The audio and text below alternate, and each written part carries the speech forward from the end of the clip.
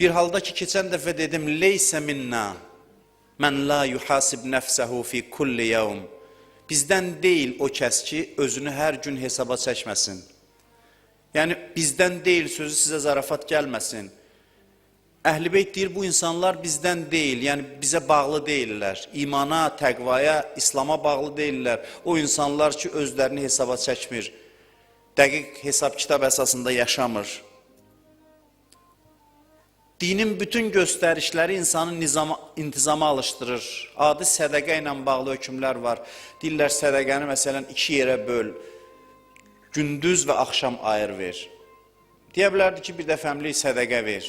Bunların hamısında dəqiq bir intizam var, hikmət var. Bu, din öz ardıcıllarını belə tərbiyə etmək istəyir. Çünki biz elə bir varlıq aləmində yaşayırıq ki, dəqiq hesab kitab əsasındadır. Dəqiq nizam əsasında idarə olunur bu aləm. İnsan da gərək bu nizama tabi olsun. Çünki bu aləmin tərkib hissəsidir insan. İnsan baxır aləmə görür ki, dəqiq hesab kitab var, nizam intizam var. Bu insanda təvazökarlıq xüsusiyyəti yaradır. Deyir ki, ilahi, sən necə dəqiqliklə varlıq aləmini tənzimləyirsən? Və sonradan dinə yönəlir. Bu təvazökarlıq insanı dinə istiqamətləndirir və dinə gəldikdən sonra da görür ki, dini qaydaların da hamısı möhkəm intizam əsasındadır. Dəqiqliklə icra olunmalıdır. Xums zəkatın özünün dəqiq hesab kitabı var. İnsan gərək malını dəqiq hesab kitabını bilsin, hesabını aparsın, ilin axırında xumsu dəqiq ödəyə bilsin. Ticarət qaydalarını bir adam dindar öyrənmək istəsə, görərsən ki, nə qədər dəqiqliyi var. Buna riayət etməsən, harama düşəcəksən, günaha düşəcəksən. Görürsən, satır bir malı, alıcı da alır. Bu bir qiymət deyir, alıcı başqa qiymət deyir. O deyir, yox istəmirəm, bu da deyir ki, biri var indi bu saat filan qiymətə istəyir. Yox deyil adam, deyir amma. O başa düşmür ki, o müamilədən, o ticarətdən aldığı pul haramdır onun üçün. Çünki yalanı danışdısa, yalanı qatdısa müamiləyə haram olur. Peyğəmbərə gəlib dedilər ki, ya Rasulallah, mallara da qiymət qoyun siz. Allahın rəsulusuz, bazarda malların qiymətini siz deyin. Dedi, onu mən deməli deyiləm, onu Allah özü müəyyən edib. Necə? Onu bazar tənzimləyir. Tələb təkliflə tənzimlənir. Bunu Peyğəmbər zamanında özü buyurub bunu.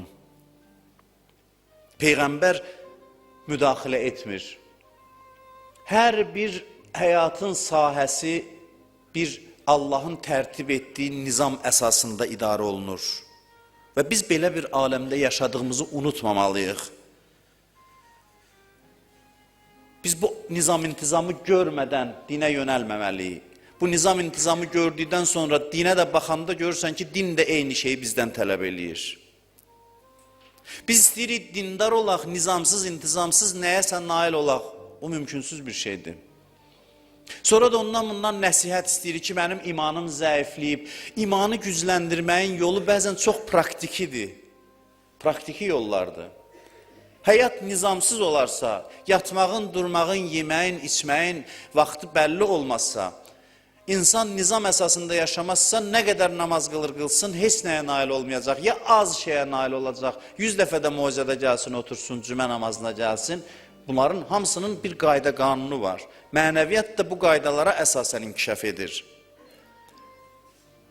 Təqvalı olmağın mənası and olsun Allaha ki, saat kimi dəqiq yaşamaqdadır. Bununla ölçün təqvalı olmağınızı. Punktuallıqla ölçün. Vaxtında üzərinizə düşən işləri icra etməklə ölçün.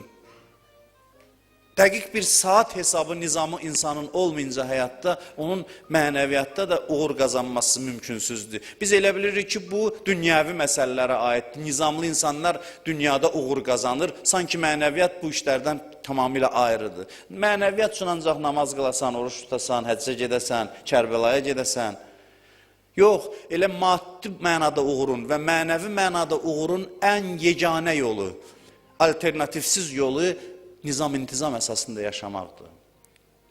Dəqiq nizama tabi olmaqdır. Buna lazımı önəm verməmişik. Təqvalı insan, yəni vaxtını tənzimləyən insan. Kaş bizim filmlərdə, dini tamaşalarımızda, nə bilim mən, dini əsərlərimizdə o əsərlər də yoxdur indi hal-hazırda. Olsaydı dindar obrazı belə təqdim olunardı insanlara. Meyar dindarlığın, mənəviyyatın bu hesab olunardı və bu mənim özümdən uydurduğum və könlümə xoş gələn sözlər deyil. Sadəcə dinlə tanış olmaq lazımdır, görəsən ki, bu məsələlərə din nə qədər önəm verir və uğurun, mənəviyyatın, imanın yeganə şərtidir. Yəni bunsuz xeyri yoxdur, nə qədər namaz qılırsansa qıl, xeyri yoxdur. Kaş bunu biz belə təqdim edərdik. Bir din ki, öz qaydalarını bu qədər dəqiqliklə tənzimləyib, buna əməl edən insan da gərək dəqiq insan olsun. Çox məzlumdur bizim dinimiz, çox qəribdir bizim dinimiz müsəlmanlar arasında. Biz elə bilirik ki, dinə aid olmayan məsələlərdir.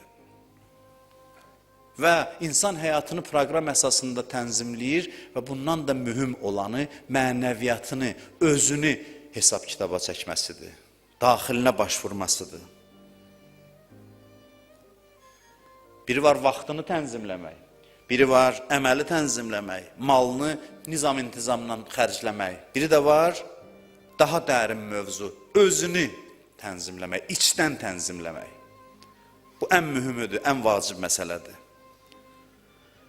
İnsan özü ilə dəqiq hesab kitab aparmayınca mən üzr istəyirəm ağsaqqallardan, ondan adam olmaz. Bu mümkünsüz bir şeydir. Bunu bir dəfəmlik müəyyən edək. İnsan özü-özünə suallar verib, özünü təftiş etməsə, sən bunu niyə etdin sualını verməsə, ondan heç nə çıxmaz. Hər günün axırında insan soruşmasa ki, bugün etdiyin əməllər səni hansı nöqtəyə çatdırdı, hara çatdırdı? Ondan heç nə çıxmaz. Sən bu işləri nə üçün görmüşdün? Ümumiyyətlə, səhərdən axşamacan iş görürdün. Nə üçün? Məqsədin nə idi? Nəyin dalınca düşmüsən ümumiyyətlə gün ərzində? Bir özüvə gəl. Nə idi məqsəd? O sualı verməsə və sonra da bu məqsədə nə dərəcədə çatdın ya çatmadın, bu sualları verməsə, ondan heç bir şey çıxmaz. Dəqiq hesab kitab aparmalıdır. Niyə sevindin? Niyə qəmləndin? Gün ərzində keçirdiyi halların hesabını çəkməlidir. Və siz elə bilirsiniz ki, bu həyatı çətinləşdirir, bunu edən insanların həyatı asanlaşır əksinə. Həyatı asanlaşdırmağın yolu bundadır. Uzaqdan çətin görünür. Əksinə çox şey qaydaya düşür, vaxt nizamlanır, bərəkətli olur, ömür bərəkətli olur, yaşamaq asanlaşır özü ilə insan hesab aparanda, özünü təftiş edəndə. Sən niyə bugün bu məsələyə qəmləndin, amma burada qəmlənmədin? Hansı şeylər səni qəmləndirir? Deməli, sən nəyəsə az önəm verirsən, nəyəsə çox önəm verirsən. Qəmlənmək lazım olan yerdə biganəsən, biganə olmaq lazım olan yerdə qəmlisən. Bunlar hamısı insanın özü ilə görməli olduğu işlərdir. İnsan özü ilə danışa və yapışa öz yaxasından deyə tez elə cavab ver. Adamın özünün özü ilə dava eləməsinin eybi yoxdur. Özün özünlə dava elə biraz. Özün özündən tələb elə, hesabat tələb elə. Nə qədər insan özü özünə rəhm eləməsə, Allah ona daha tez rəhm eləyir. Bu qaydaları yadda saxlayın. Mən bunu keçmişdə də demişəm. Adam özünə üzür gətirəndə ki, indi elədim də, filan filan. Allah onda sərt tutur. Amma insan özü özünə tələbkar olanda Allah başlayır onun üçün üzürlər gətirməyə. Allahın gətirdiyi üzür də bizim öz gətirdiyimizdən daha yaxşıdır, daha tutarlıdır. Mələklərinə deyir ki, baxmıyor, nə bu işi gördü və özünü də danlayır, qınıyır. Amma bunun filan səbəbləri var idi bu işi görməkdə. Kim özü özündən rəhimsiz olsa Allah ona rəhm eləyər. Kim özü ilə sərt hesab aparsa Allah onun qiyamətdə hesabını yüngülləşdirər. Qiyamət günü hədislərdə var, hesabı yüngül olan insanlar o insanlardır ki, özü ilə sərt hesab aparıblar. Özünə qarşı tələbkar ol, qiyaməti demirəm. Vallah, dünyada hiss edəcəksən ki, Allah səni nəsə tez bağışlayır, işləri tez səhmana salır. Görəndə ki, özün öz yaxonundan yapışmısan, Allah səni öz əlindən alır. Adamları ayırarlar, dava eləyəndə. Allah da səni öz əlindən alır. Deyir, eybi yoxdur, bağışladım. Özünə qarşı tələbkar olan insanların Allah işlərini səhmana salır və onlarla yüngül tutur, çətinə salmır onu. Və onu gündəlik həyatında hiss edəcəksən. Başla bu gündən bir ay, 40 gün, nə bilim, neçə ay ərzində bunu hiss edəcəksən.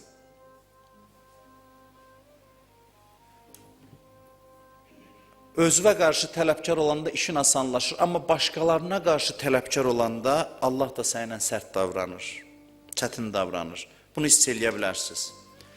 Adam var, dostu bezdirir, arvadı bezdirir, uşağı bezdirir, hamını bezdirir. Oturur, söhbət xırdalayır, gəl görüm, niyə bunu belə elədin, niyə elə elədin?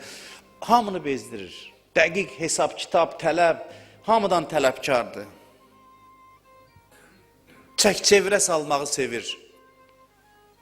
Allah da başlayır sənlə elə davranmağa. Oturmuşsan, dəqiq deyirsən, sən orada bu hərəkəti belə elədin, sən burada bu hərəkəti elə elədin. Hey qınıyırsan hamını, Allah da deyir, sən də orada bu hərəkəti belə elədin, orada o hərəkəti elə elədin. Səndən başlayır hesab kitab aparmağa. Sənə bu neymətləri vermişdim, necə sərf elədin? İlahi, axı sən rəhimlisən, ərhəmər rahiminsən, bağışla məni. Bəs sən niyə rəhm eləmirsən? Mən rəhimə ruhimə, kim rəhm eləsə rəhm olunar. Rəhm edənə rəhm olunar. Kiminsə üstünə qışqırdınsa, bil ki, Allah da üstüvə qışqıracaq. Amma Allahın üstüvə qışqırmağının səsi gəlmir. O başqa cür hiss olunur həyatda. 100 dənə giriftarçılıqla, düyünlərlə həyatda özünü göstərir. Ayətullah Saadətpərvər çox dəyərli alim idi. Allah rəhmət eləsin, bu yaxınlarda da dünyasını dəyişib. Ona Ayətullah Pəhləvanı da deyirlər. Saadətpərvər bir kitabı da tərcümə olunub Azərbaycan dilinə, İmam Hüseyn əleyhissalam barəsindədir, mən görmüşəm o kitabı. Çox mənəviyyatlı adam idi. Dünən elə onun barəsində təsadüfən qarşıma çıxdı, deyir, bir dəfə ömrümdə ailəmdə kobudluq eləmişəm, xanıma qarşı sərtlik eləmişəm. Mənə bildirildi ki, 20 il ahnalön hədər oldu, getdi, 20 il ibadətün ahnalön hədər oldu. Bir dəfə ailədə göstərdiyi sərtliyə görə, tələbkarlığa görə. Ondan sonra deyir, həmişə nəsiyyət eləyərdi ki, evlərinizdə tələbkar olmayın.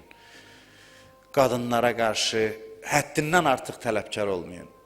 Ədəb, ərkan gözləyin, ehtiram gözləyin, bununla tənzimləyin həyatınızı. Yoxsa ki, dindarlar tanıyıram ki, evdə Firon kimidir, Firon.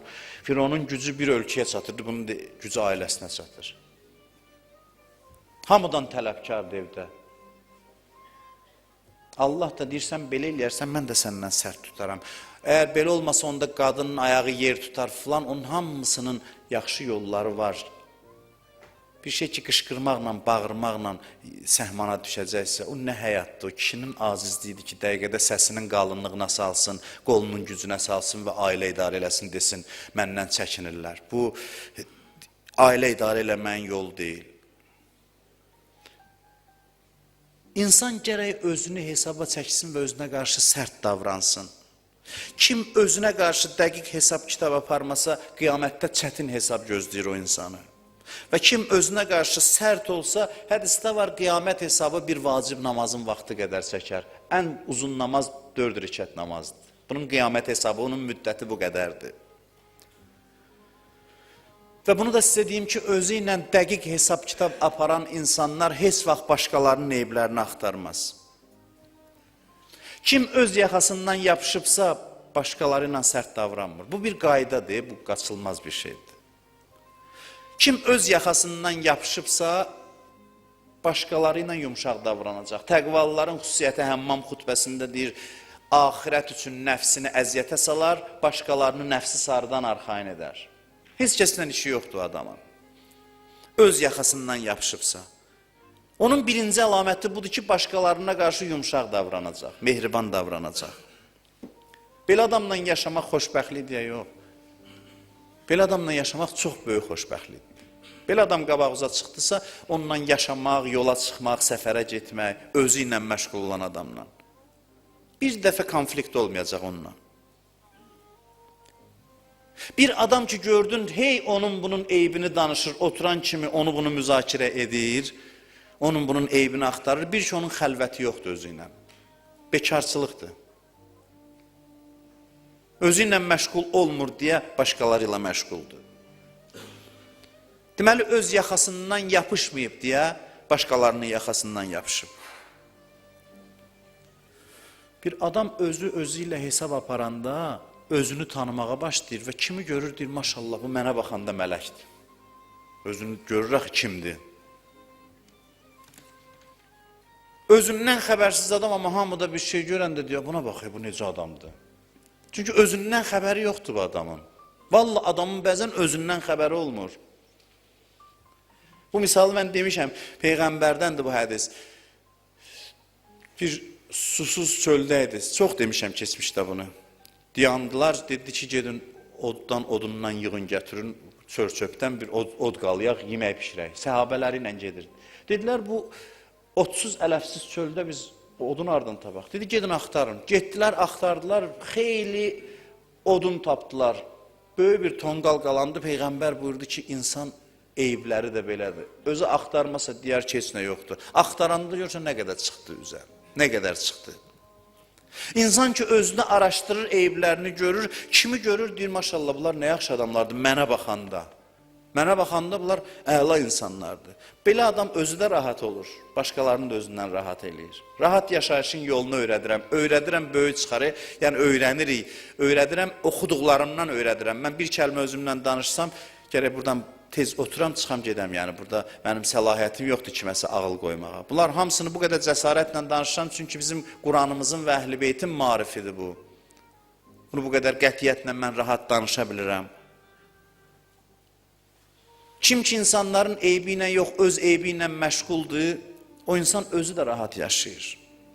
Bir söz eybi görməyən adam üçün nə qədər rahatdır, nə qədər problemdən özü azad olur, təcrübədən keçirə bilərsiniz. Peyğəmbərin yanında səhabələrin haqqında danışanda deyirdim, mənim fikrimi səhabələrim haqqında dəyişməyin. Onun pisliklərini mənə yanımda sadalamayın, deməyin. İnsan özü cəmaat haqqında müsbət nəzərdə olsa, müsbət fikirdə olsa, əmin-amanlıqda yaşayır. Bu sadəlöflük deyil, sadəlöflük görməməkdir. Görüb göz yummaq bu hünərdir, görüb göz yummaq, görməməzliyə vurmaq. Görməklə bərabər eybini özündən üstün bilmək. Bəs onda cəmaatdan mənə ziyan gələcək axı. İnnəlləhə yudafi'u anillezine amenu. Allah səni müdafiə eləyər, onların şərrindən qoruyar. Sən hey cəmaatın eybindən özünü qorumağa çalışma. Sən göz yum, ondan gələn ziyandan Allah səni uzaqlaşdırar. Yəni, bunlar qaydalardır. Özün barədə mənfi fikirdə olsan, avtomatik olaraq başqaları haqqında müsbət fikirdə olacaqsan. Hamını yaxşı görməyə çalışacaqsan, da indi sadəlöflük həddinə çatmasın ki, Allahın düşməninə də deyəsən, o da yaxşıdır. O heç, o ifratdır.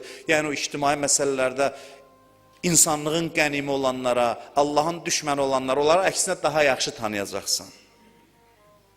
Kəfa bin nəfsikəl yevm aleykə hasiba. Yadınızdadır bu ayə. Deyir, dəftəri verəcəklər qiyamətdə.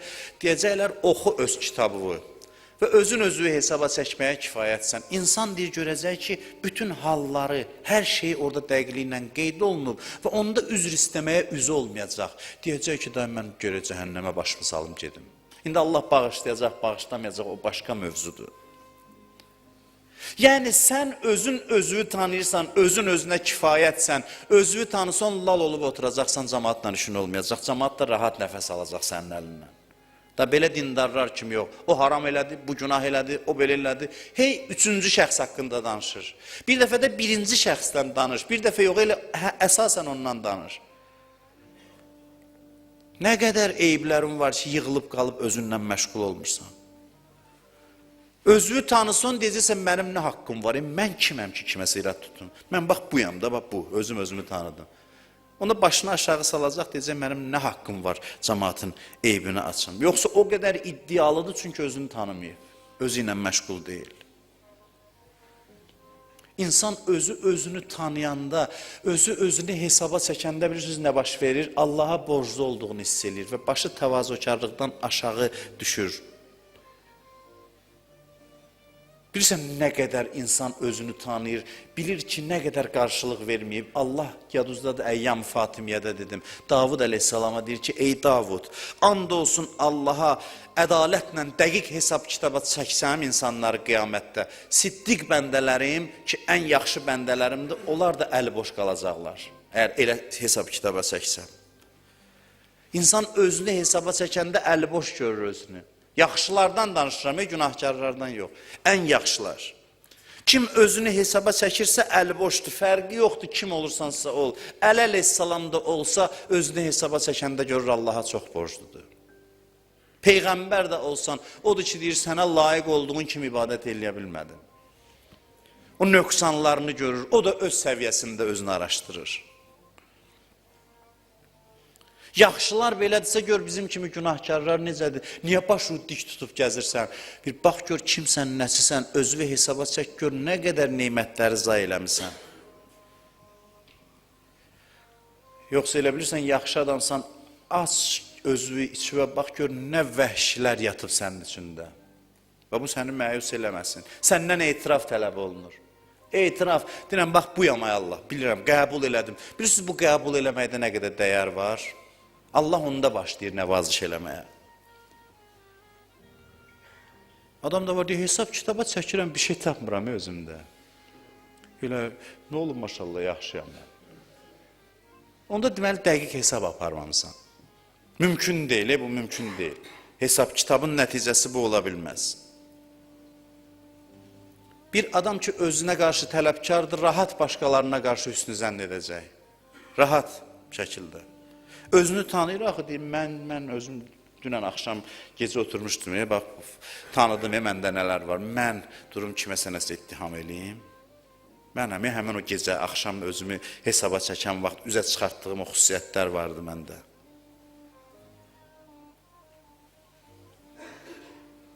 Özü ilə məşğul olan adam başqalarına güzəşt eləyəcək. Mən bura qədər deyim, bax, cibivə girib oğurluq eləyib biri. Görürsən ki, malı oğurlayıb.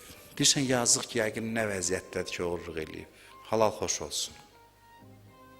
Halal xoş olsun. Yox, əşi, sən kin sal ürəyə və malı oğurlayıb. Sən deyirsən, mənim kin kasam dolub. Özümə qarşı kinim kifayət qədərdir. Burada yer yoxdur başqasının kinini daxil edeyim. Özümlə düşmənçiliyi o kasa dolub artıq. Kiməsə qarşı kin ürəyimə salmağa yer qalmayıb axı. Yadınızda da demişəm, Ayətullah Məliki Təbrizi elə ləzzət eləyib mən onun sözü, bilmirəm, sözdür də Əl-Muraqibat kitabında mən oxumuşdum, münacatları var qəribə. Mənim çox xoşuma gəlir, çox təsir eləyir özümə. Deyir ki, nəfsimin əlindən o qədər qəzəbliyəm ki, taqətim olsaydı, deyərdim, ilahi, yandır məni, baxım ləzzət alım öz yanmağımdan. O qədər özümün əlindən qəzəbliyəm.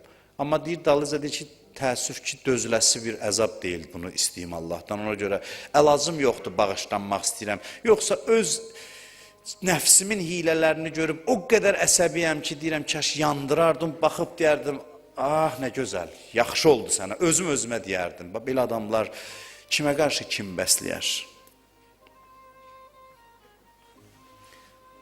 Oğurluq eləyənə də deyir ki, bu yazıq, yəqin ki, bu qədər anlayır. Seyyid Mehdi Qəvvam var idi, ruhani idi, alim idi, böyük alim idi. Deyir, gəlir evinə daxil olur, görür ki, oğru gəlib xalçasını aparır. Düz üstünə gəlir, çıxır. Vurub çininə gedir. Deyir ki, bunu neyinirsən, hara aparsan? Deyir ki, satmağa, özünü itirir də, həm də elə doğru düzünü deyir. Deyir, satmağa. Deyir, bunu səndən yaxşı qiymətə almazlar. Mən bunu sənə halal elədim, sən halal xoşun. Bu oldu bu gündən sənə mübah. Get filan bazara, filan kəsə yaxınlaş mənim adımdan. Denən bu xalçanı filan kəs göndərib, o səndən yaxşı qiymətə alar. Sonra da o pulla get ticarət elə də bu işi görmə. Yazırlar Allah and olsun gedir, satır və sərvət sahibi olur bunun hesabına və düzgün yola gəlir. Belə yanaşır insanlara. Bu qədər qəlbi genişdir, çünki özü ilə məşğuldur. Həmin o alimdir. 100 dəfə sizdən üzr istəyirəm, minbərdən, məsciddən qayıdır, Məhərrəmin 10 gününü söhbət edib. Ruhanilərə də cəmaat əmək haqqı verərdi də, danışdığının müqabilində ki, ruhani cəmaat toplayarmış, məsələn, ruhanilərə 10 gün üçün nə qədərsə bir miqdar pul verərmiş ki, o fikrini elmə məşğul eləsin. Bu da gəlir, xütbəsini oxuyur, 10 günü bitirir, əlində bir paketə də qoyurlar, bağlamaya verirlər buna. Gəlir, yolda bir küçədən keçəndə görür bir pozğun, çox üzr istəyirəm sizdən, qadındır, dayanıb yolda, pis vəziyyətdə geyimi filanı. Yanındakına deyir ki, onu çağır gəlsin yanına. Deyirlər, ağa o hara, sən hara, ayıbdır onun, təkidlə çağırır. Deyir, burada bax bu küçədə niyə dayanmısan? Deyir, heç nə ehtiyacım var, ehtiyacdan mən bu yola düşmüşəm. Əlindəki o bağlamanı ki, İmam Hüseyin minbərindən qazanıb, onun hamısını verir ona, deyir, heç bilmirəm nə qədərdir, götür, bu pul bitənə qədər evdən çıxma heç olmasa. Ehtiyacı qarşıla bundan. Neçə il keçir, Kərbəlaya ziyarətə gedir, görür bir qadın çarşabda, gəlir, yaxınlaşır, deyir, ağa, mən həmin o adamam və bu yanımdakı da həyat yoldaşımdır. Sizin verdiyiniz vəsaitlə mən həyatımı dəyişdim. Bir cümlə deyir ki, adam oldum mən. Adam oldum, yəni insan kimi yaşadım ondan sonra. Belə də adamlar var, belə də insan olmaq olar. Hamını ittiham eləmir. Hamı üçün bir yol tapır fikrində ki, nəysə bu qədər də bununki də, bu qədər başa düşüb, bu qədər anlayıb. Yox, mənim cibimə girib, sən də Allahın cibinə girirsən. Allahın da cibinə girmək olur, bəli. Allahın neymətlərini yiyirsən, cavabını qaytarmırsan, şükrün yerinə yetirmirsən. Bu da Allahdan oğurlamaqdır. Bəs nə qədər Allahın cibindən oğurlamısan? Hesab kitab insan aləminə daxil olsa, onun ilk əlaməti bu olacaq ki, insan nizam-intizamlı olacaq. Təkcə əməlləri yox, daxili də nizamlı olacaq. Mən sizə neçə dənə söz deyirəm, bunların hamısı çox dəyərlidir. Çünki mən bunu böyüklərdən istifadə edib, bəhrələnib sizə deyirəm. Bunları yadda saxlayın. Bunların hər birinin haqqında günlərlə danışmaq olar, amma olmur da, indi hər mövzunu uzadı danışmaq olmur. Mən bu cümlələri deyirəm, sadəcə yadda saxlayın bir həyat qaydaları kimi. İnsan mənəvi mövzularda nəsə anlamaq istəyirsə, mərifət əldə etmək istəyirsə, onun yeganə yolu özünü hesaba çəkməsidir. Moizə ilə, kitabla olmur valla. Başa düşməyin yolu daxilə baş vurmaqdır. Başa düşməyin yolu budur. Daxilə baş vurmaq, özünü tanımaqdır. Dinin məqsədi namaz qılıb dua oxumaq deyil. Dua elədim, ağladım maşallah bu gecə. Niyə dua elədin, niyə ağladın, nə istəyirdin? Nə istəyirdin, ağladan səni nə idi? Heç bir ayə və hədis, dini göstəriş, təcrübəyə keçməsə təsir qoymayacaq. Başa düşürsünüz? Bilməm necə çatdıra bilirəm. Heç bir nəzər din, onu necə eləyək ki, bax dinin hökmləridir, biz də onlara əməl edirik. Necə eləyək ki, onlar bizim həyatımıza fayda versin? Biz gərək onları təcrübə edək, yəni hesab kitab edək. Hesab kitab eləməsək namazımızı, namaz bizə xeyir verməyəcək. Niyə qıldım, necə qıldım? Babaların hamısı, hər bir dinin hökmünü istəyirsənsə faydalanasan ondan, onu gərək hesab eləyəsən, kitabdan keçirdəsən ki, ondan bir fayda əldə eləyəsən. Namaz qılırsan, niyə deyirlər, qılıram da, vacibdir. Belə cavab olmaz axı. Cəhənnəmə getməyim də, cəhənnəmə nə qədər inanmısan? Nə qədər önəmlidir sənin üçün? Bütün əməllər ki, insan onları eləyir, mühasibə dalanından keçməsə, insana təsiri yoxdur. Bütün əməllərdən xeyir qazanmaq istəyirəm də, bax əməllərimdən, necə eləyim? Əməl eləmək məqsəd deyil axı. Biz fəhlə deyilik ki, biz hambal deyilik Allahın huzurunda. Allah bizdən əməl istəmir. Əməlin nəticəsi necə olur? Necə eləyim əməl mənə təsir eləsin? Onu mühasibə dalanından keçirtməsən xeyri yoxdur. Gömrükdə necə yoxlayırlar? Dəqiq. Xüsusi avadanlıq da var, keçir, dəqiq yoxlayırlar. Qiyamətdə elə yoxlayacaqlar axı. Elə yoxlayacaqlar qiyamətdə. Odur ki, indidən özün elə yoxla ki, qaytarmasınlar orada. Və əməl o mühasibə dalanından keçdikdən sonra sənə xeyir verməyə başlayır. Yoxsa elə avtomatik əməl edirsən. Günah elədim, niyə elədim? Səhv də elədim. Yox, niyə? Niyə? Səhv də elədim, bildin. Niyə elədin? Axtar gör, nə qədər dinsizlik çıxır bir günahın arxasından. Bu təkəbbür, bu kin, bu küdurət, bu dünya məhəbbəti, bu yaltaqlıq, bu min cür xüsusiyyətlər hardan qaynaqlanır sənin içində? Get dərinliyə, gör niyə bu hal səndə var, nədir, dərdin nədir? Dilləri azzarın nədir axı sənin? Adam öz nəfsinə deyir ki, dərdin azzarın nədir? Nəyin çatışmır? Yalan danışdın, nəyin çatışmır? Görürsən, nə qədər imansızlıq çıxır onun arxasından. İnsan bir laboratoriyadır, yəni əməllərini orada təcrübədən keçirməlidir.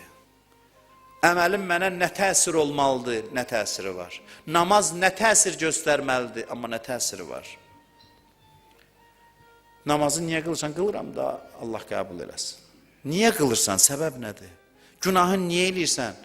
Çörəyə çatmaq üçün yox, heç mənfəətim yox idi. Bəs mənfəətsiz nə səbəb olursan, heç bir xeyrin ziyanın olmadan günah eləyirsən. Qəmlisən, ay Allah qəmliyəm, niyə qəmlisən? Dərdin nədir sənin? Bəziləri fikir vermir bu şeylərə.